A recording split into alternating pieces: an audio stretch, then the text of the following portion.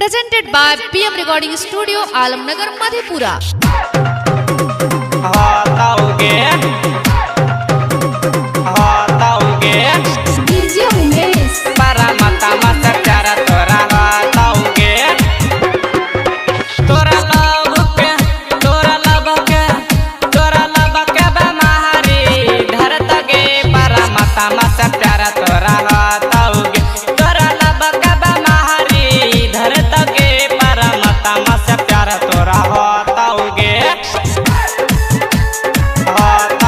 Presented by PM Recording Studio, Alamnagar, Madhepura.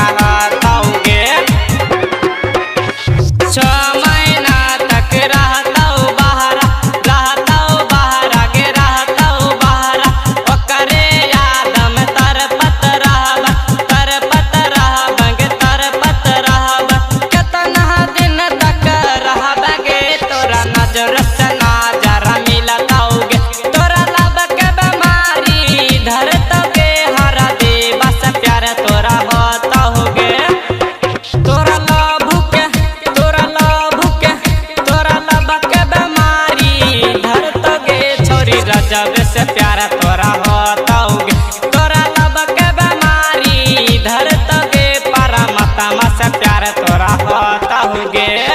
Presented by PM Recording Studio, Alamnagar, Madhepura.